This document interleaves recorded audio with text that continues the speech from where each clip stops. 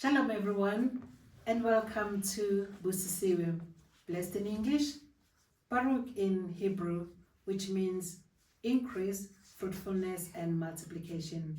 I am Abigail. In the previous teaching, we were talking about the reign of Yahuah, how it operates opposite to the reign of this world. And this particular video will be looking at the examples of how we see in the word how the reign of Yahuah operated opposite to the reign of this world. And if it did, then it will also operate the same way in our lives. And why am I saying this? Because Yahuah does not change. He is the same yesterday, today, and forevermore. And there is no favoritism with him. Anyone who obeys him, he will manifest himself in his power to whoever trusts in him, to whoever obeys him.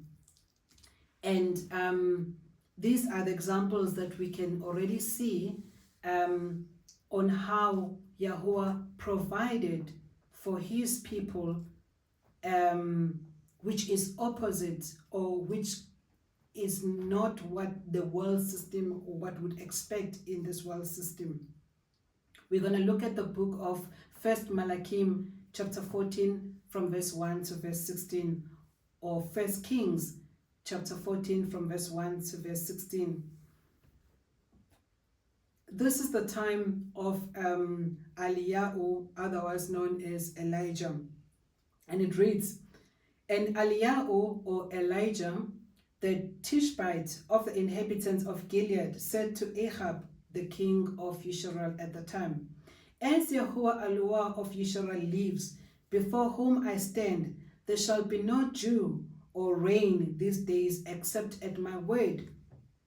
And the word of Yahuwah came to him, saying, Go away from here and turn eastward, and hide by the Wadi Kerith, which flows in the river Jordan, or Jordan. And it shall be that you drink from the stream, and I shall command the ravens to feed you them." Now, this is the context of this story. Eliyahu has now declared that because of the evil and the lawlessness that is taking place in Israel under the leadership or the kingship of King Ahab, that there will not be rain on earth for 3.5 years. Now, here's the situation. As Eliyahu or Elijah is declaring that there will not be rain for 3.5 years, he also is in this world.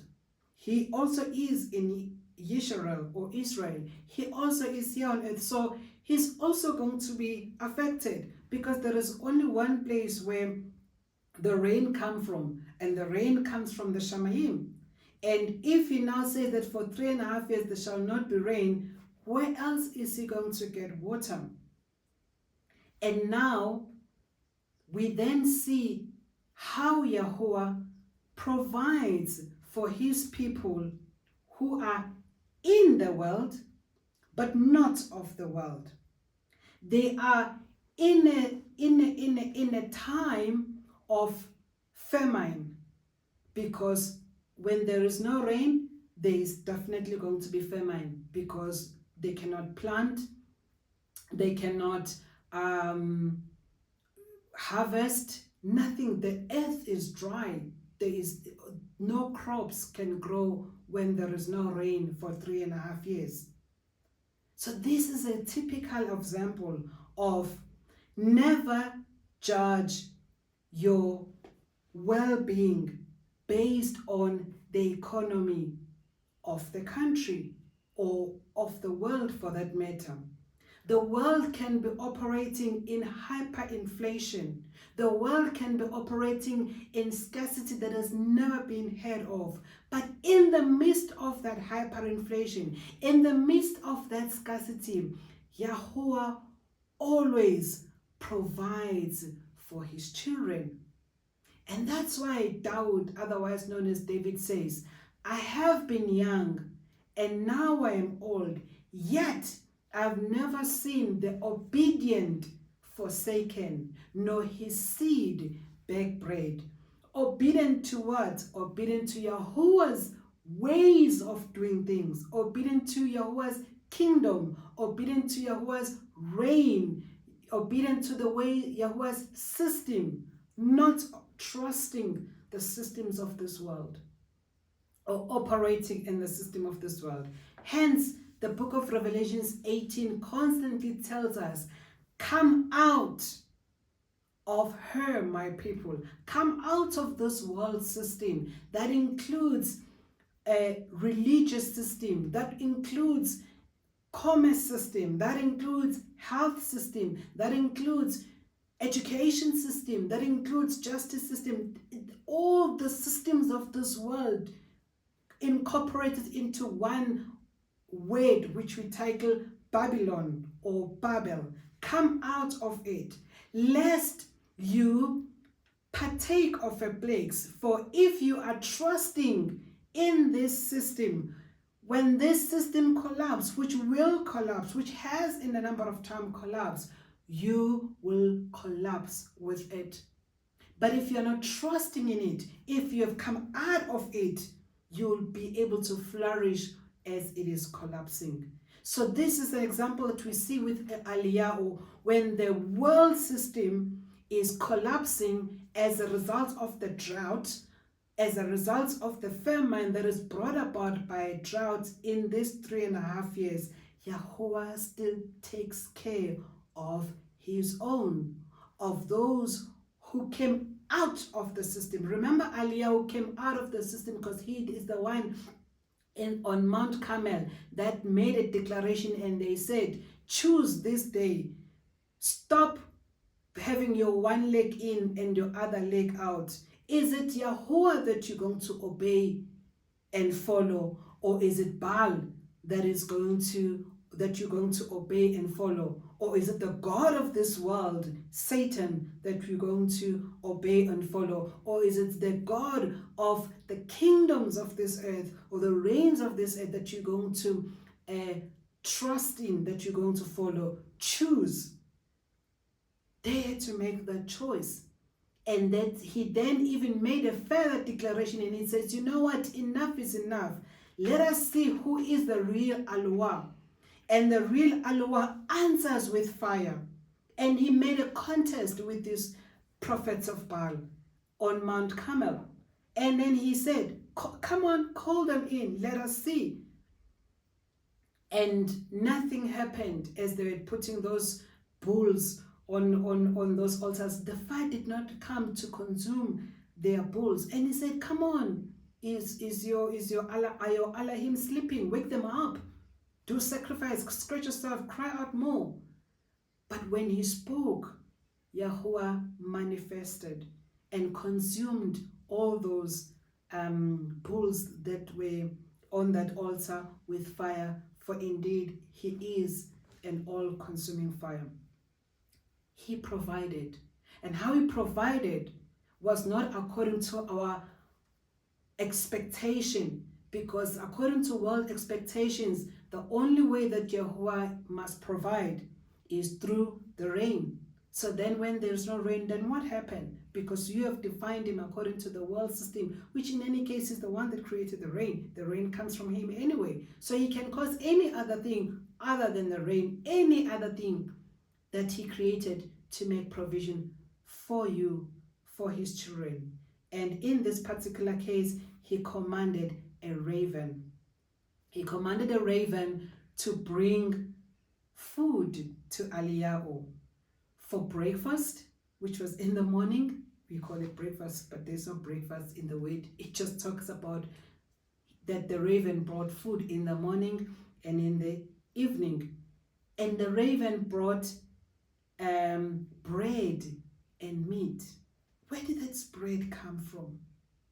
Remember the children of Israel, the word tells us that they ate manna And that it was, Yahuwah did not say that this is manna. He gave them bread. They didn't know what this was. They didn't say, what is this? And it's how they call it manna, because they didn't know what it was. They were amazed as, what is this? But Yahuwah was able to provide for his children in the wilderness, when they were not, for 40 years, where they were not planting, where they were not reaping, where they were not harvesting. He caused rain to come from heaven, from the Shamayim. And the word tells us that the people ate the bread, the food of angels, the food of the Malakim. He is able to provide. But we first need to deal with our minds that has an expectation of this is how Yahuwah provides, forgetting that he does not operate according to the system of this world. How he operates is his own prerogative, which most of the time will not make sense in our heads. How would it make sense that a raven, which is a carnivore, would have bread, so would have meat? I mean, this is an animal that eats meat, but it must have meat in its mouth, but not eat it every day. Not only once a day, twice a day, in the morning and in the evening. Morning, evening, this bird, the raven, is carrying meat and bread in his mouth and give it to Eliyahu, otherwise known as Elijah. Would Elijah have thought about it, that this could happen? No, nobody ever thought about it. And that's why we must always be expectant of anything, for all things are possible to him, and all things are possible to him who believes and him who trusts in Yahuwah. So never put him in a box that he must only provide in a particular way. That's why when we pray, we must pray for what is his will, and not be prescriptive on how he's supposed to be doing something for us. We must ask our need to be met. How he does it, it's his way. Hence the word tells us that he's able to do exceedingly, abundantly, above all that you can ever ask or imagine. So things that we have not even asked for, he provides to us. Things that we've never even imagined, he provides to us according to the power that is at work within us. Because he always works with us. He doesn't work like magic, like we don't know how things happen. He works with us.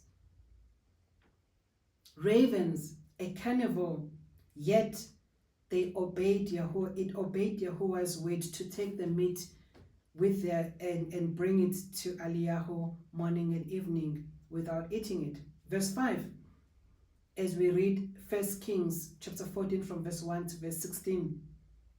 And he went and did according to the word of Yahuwah, for he went and dwelt by the Wadi Kerith, which flows into the Yarden.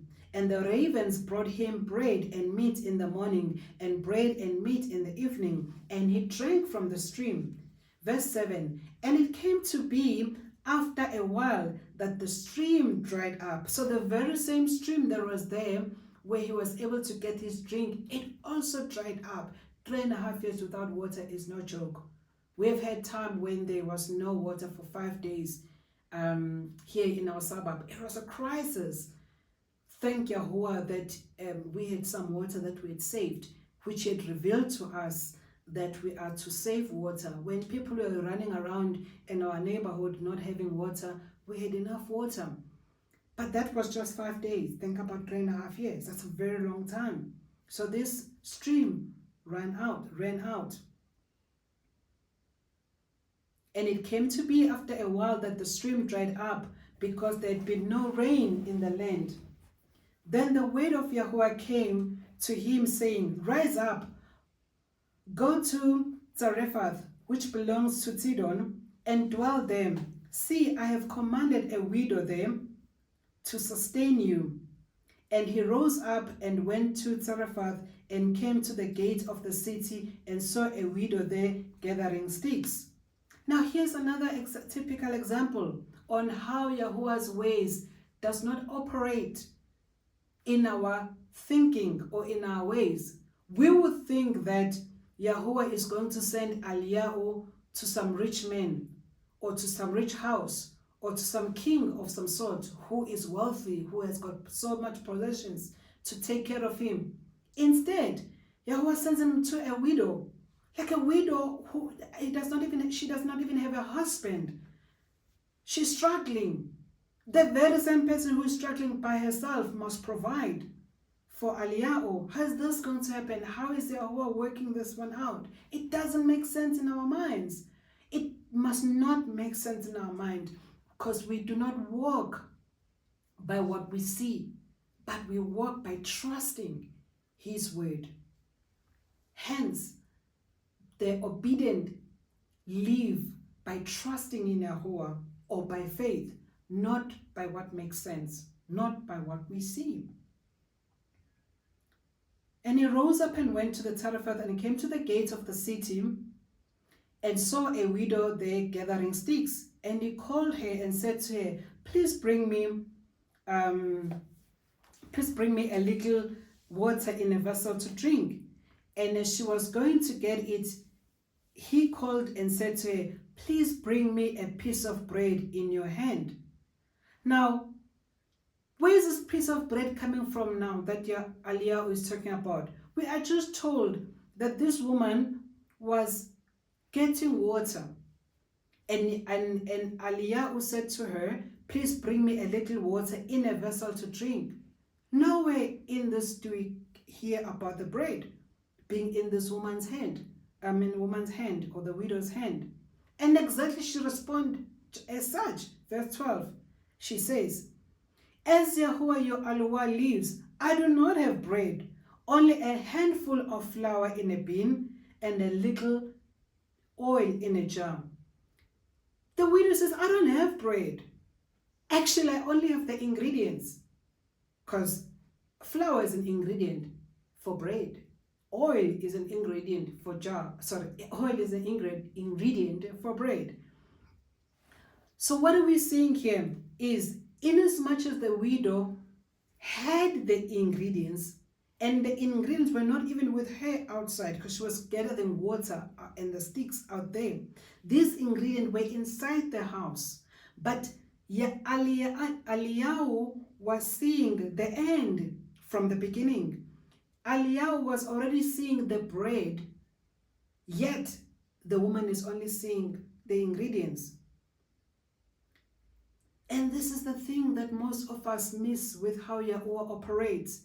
We cry a lot and we want things, and we're like, Yahuwah, please, Aleph Bet, or Father, I need this and I need that, because you look at the stuff that you had and you don't see an end product, but He already sees an end product. You see that you just have a little bit of this and a little bit of that, but He sees the whole end product. When we see ingredients, He sees the whole picture.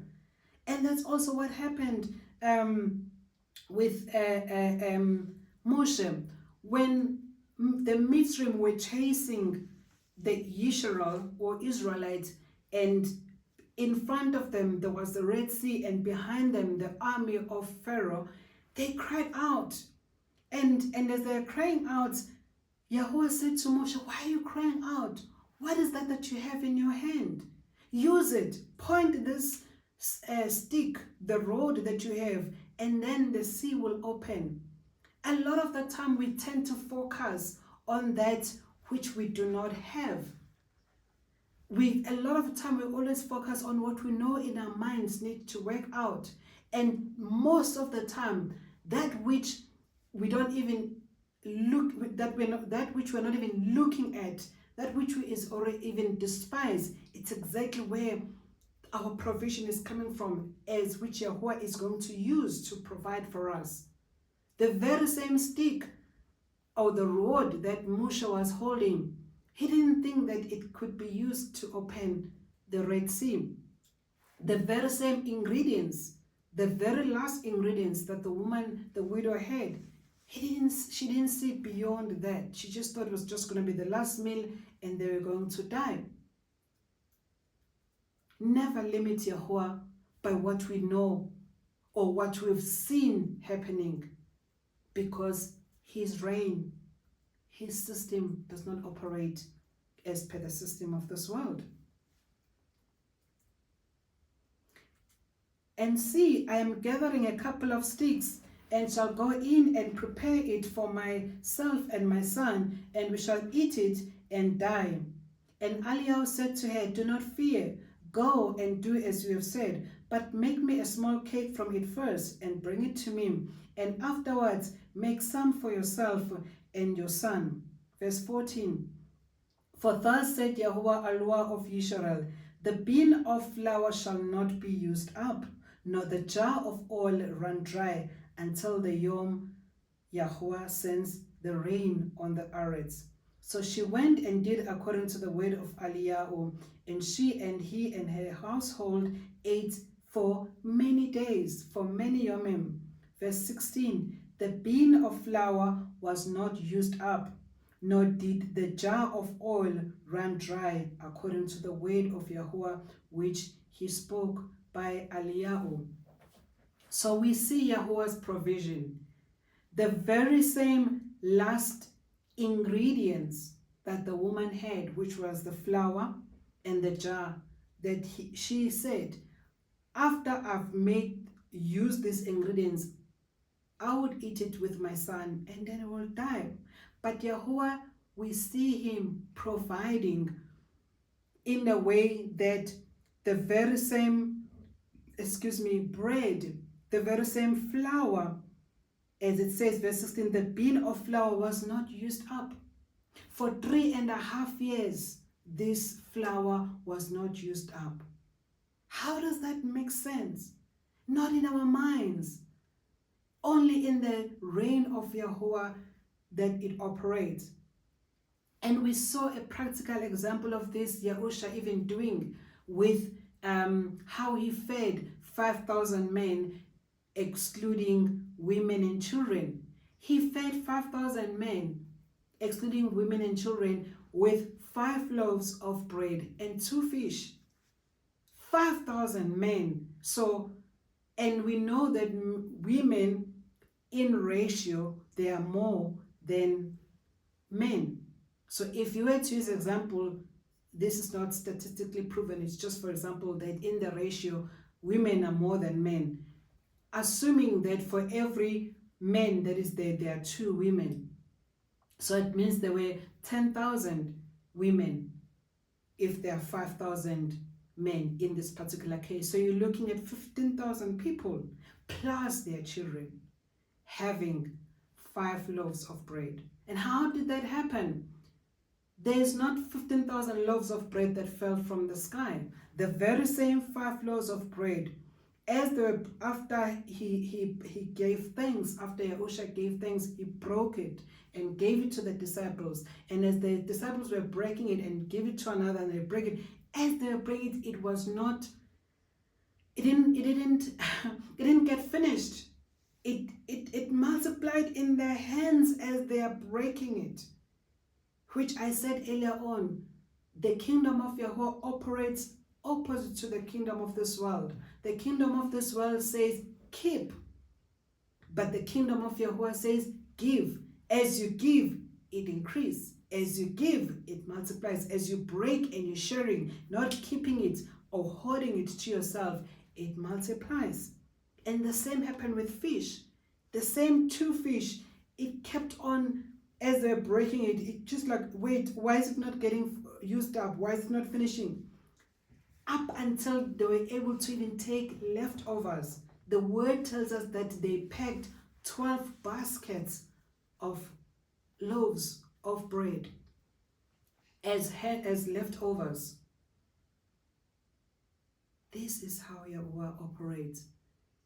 And you need to close yourself, close your eyes from the world system so that you can be able to see according to the world, according to Yahuwah's system, according to Yahuwah's reign. Because that's what Yahusha says. He said, I do as I see my Father do. Not as I think, but as I see. There is power in vision. There is power in sight, that our eyes are opened, but are not open to the world system, but are opened to Yahuah's system. They are not opened into the world's kingdom, but they are opened in the kingdom of Yahuah. Hallelujah. So this is the example then that we see of something happened, a provision of Yahuah that did not happen according to the status quo or according to the way that we would expect to happen. Another example to look at is found in the book of Matthew chapter 17 verse 24 to 27. And when they came into Capharnaum, those who received the tax came to Shimon, otherwise known as Peter, and said, "Does your teacher not pay the tax?" And he said, Yes, he doesn't pay tax. Verse 25, and when he came into the house, so when Shimon came into the house, before Shimon actually told him what these people said, or the question that they asked him, it was not the teachers, the tax collectors, before he could tell Yahusha what they asked him, Yahusha already knew. And he said to him, actually Yahusha spoke first before Shimon spoke, and said to him, "Shimon, what do you think? From whom do the kings of the earth take toll or tax? From their own sons or from the strangers?" Shimon then said to him, "From the strangers." Yahusha said to him, "Then the sons are exempt. But lest we cause them to stumble, go to the sea, cast in a hook, and take the fish that comes up first. And when you have opened its mouth, you shall find a piece of money. Take that and give it to them for me and you." Now, this is another provision that is contrary to the status quo. The status quo says that you must work your back off to be able to pay tax. But Yahusha just sent Shimon and said, "Go to the sea, go to the river, and the first fish that you find."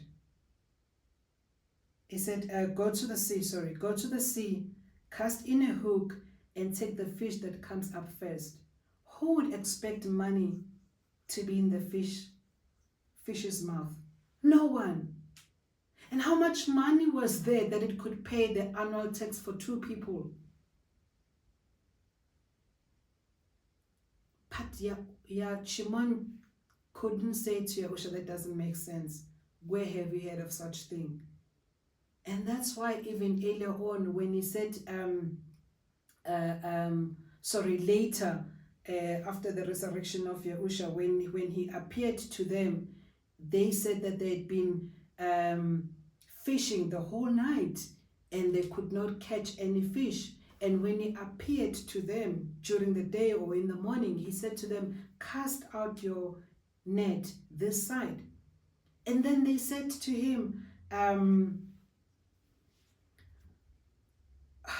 "We are fishermen. We know that fishing is done at night. So if we couldn't get any fish at night, what's the likelihood of catching the fish during the day? Because then the fish are going to be seeing us as we cast the net. They're going to see the net and obviously run away." It didn't make sense in their minds, in the system of this world, in the logic and the rationale of this world. But it must not make sense at his word. And that's what Shimon then said to Yahusha. Shimon said, "At your word, I will obey." Even though it doesn't make sense to me, even though I do not make sense to any of us, it's against the status quo, but at your word, I will do it. And he did. In fact, it was not after the resurrection of Yahusha. I made a mistake there. It was at the start of his ministry when he was actually recruiting them, because after that incident, that's when then they followed, Shimon followed Yahusha. He led out his the tents, and Yahusha actually said to them, I'm going to be making you fishers of men. You're no longer going to be fishers of fish, but I'll make you fishers of men. Follow me. And then they started to follow him. But even then, it did not make sense to be casting a net in the morning during the day when the fish can see them and the fish can see the net, for fishing is done at night. Never confuse the reign of Yahuwah. Never compare the reign of Yahuwah. Never compare Yahuwah's provision according to the provision of this system of this world. Never compare Yahuwah's protection against how you know the system of this world, how protection comes about. At your word. Even though it does not make sense, but at your word, I will obey. And as we close these examples, we're going to close with the first miracle that Yahusha made. And this first miracle was it was a time when there was a wedding, and in that particular wedding they'd run out of wine, and Miriam, the mother of Yahusha, came to Yahusha and he said, they've run out of wine. And Yahusha said to him, woman, what is that to me? And what is that to you? You're not the host of this wedding. I'm paraphrasing, obviously he didn't use those words. But he said, what is that to you? What is that to me? And he actually said, my time has not come. And Miriam just told the people around that do whatever he tells you to do. It doesn't have to make sense in your head. It doesn't have to be something that has been done before. But because he says it, you must obey it. You must not doubt it. You must trust his word. You must do it. And indeed, he said to them, take the gallons of water and pour water on them. Because Miriam had already warned them and said, don't question anything that he tells you to do. At his word, do whatever he tells you to do. They didn't ask him, why are we pouring water? It's the wine that has run out, not the water. Why are we pouring water? But they had to trust his word. And after pouring the water, he then says, take it and then give it to the master of the ceremony. And when the master of the ceremony drank it, he's like, wow, great wine, absolutely stunning, beautiful, nice wine. Who gives better wine at the end of the ceremony? Because what normally, again, going to the system of this world, normally people, according to the system of this world, they would give good wine first. And when people are drunk, then they can start give them poor quality wine. But you have even kept the best wine for the end. This is how we see Yahusha providing, contrary to the status quo, contrary to what any other man could have thought of. And this is operating in Yahuwah's reign, in Yahuwah's kingdom, that we are not dictated by eating and drinking, but what is his word saying to us, which is not far that anyone should say, who shall ascend and get it from us? That is not far that someone should say, who shall cross the sea to get it from us? It is within. Even this word that is within, which you must do and obey, which he says in the book of Luke, that when the Pharisees asked him, when is this reign of Yahuwah is going to come? And he says, the reign is already in your midst. What you to do is close your eyes from the system of this world, close your eyes from the reign of this world, and open your eyes to the reign of Yahuwah, which you can only see through his word and walk in his obedience. You will be working opposite direction, like against the tide to everyone else. This is how you would know that you are walking in the path of the reign of Yahuah. For broader is the way that leads to destruction, and many are going through it.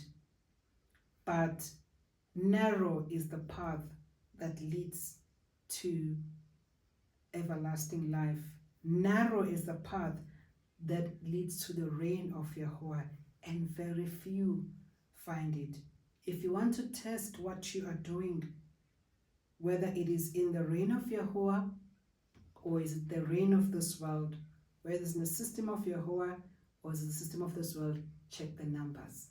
If it is the majority, make a U-turn. If everybody else is doing it, make a U-turn. But if it is only few that are doing it, and even the few that are doing it are chastised, are being reprimanded, are being scorned, are being mocked at, are being laughed at, that's the way. For this is how even the early emissaries or the early believers after Yahushua resurrected, they were persecuted, they were killed, they were imprisoned. It was not nice life eating cakes and roasted chicken and whatever kind of nice life. No, no, no. They will face opposition daily. And this is a very good test to see what you're doing. If it has the majority in it, question it. Because narrow is the path to the reign of Yahuah, to the reign of the Shamayim, and very few find it. We will leave it at that as we were explaining the first part of the definition of the reign of Yahuah, that it is not about eating and drinking. Then the next part we'll be looking at what exactly then is what then exactly is the reign of Yahuah. We'll then be looking at that in the next section. And then we will leave it at that. And shalom everyone, and we're looking forward for you to be with us in the next session.